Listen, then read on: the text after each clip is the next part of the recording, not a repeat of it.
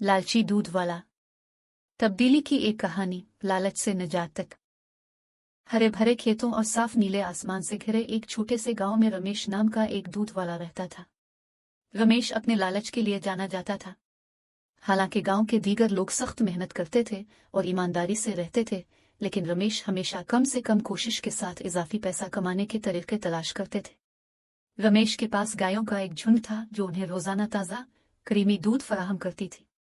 हालांकि खालिस दूध बेचने के बजाय रमेश ने अपना मुनाफा बढ़ाने के लिए उसे पानी में मिला दिया। इसके बाद वो गांव के अर्ध गिर्द घूमते और गांव वालों को पतला दूध पहुंचाते। एक दिन रमेश ने अपनी कमाई को ज्यादा से ज्यादा करने के लिए एक स्कीम बनाई। उसने दूध में मजीद पानी मिलाने का फैसला किया, इस यकीन के साथ कि किसी को नजर नहीं आएगी। इसने सोचा, क्यों न पानी की मिकदार दुगनी कर दी जाए। लोग फर्क नहीं बता सकेंगे और मैं दुगना पैसा कमा लूंगा।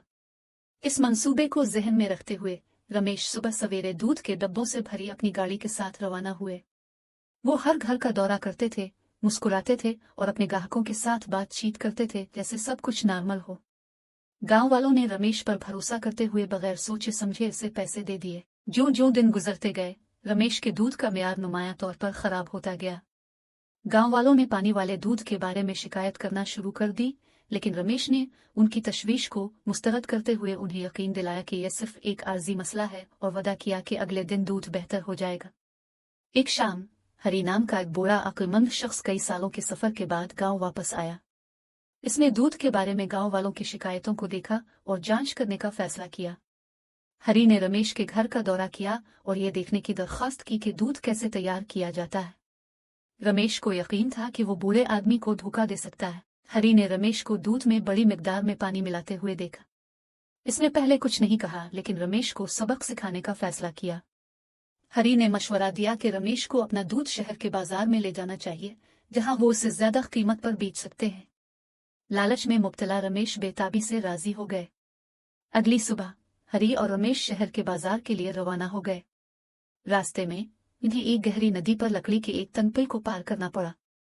जैसे ही वो पुल के बीच में पहुंचे, हरी अचानक रुक गया और बोला, रमेश, मुझे लगता है कि ये पुल आपके दूध से भरी गाड़ी के लिए महफूज नहीं है, वजन से तोड़ सकता है। रमेश अपने दूध और अपने मुनाफा के बारे में फिक्रमंद घबराकर पूछा, फिर मैं क्या करूं? हरी ने जवाब दिया, आपको बोझ हल्का करने के लिए कुछ दूध डालना चाहिए। रमेश हिचकिचाया, लेकिन आखिरकार अपनी हिफाजत के खौफ से राजी हो गया। इसने आधा दूध नदी में डाल दिया, जिससे गाड़ी का बोझ हल्का हो गया। जैसे ही वो आगे बढ़ते गए, हरी दोबारा रुक गया और महफूज रहने के लिए मजीद दूध डालने का मशवरा दिया।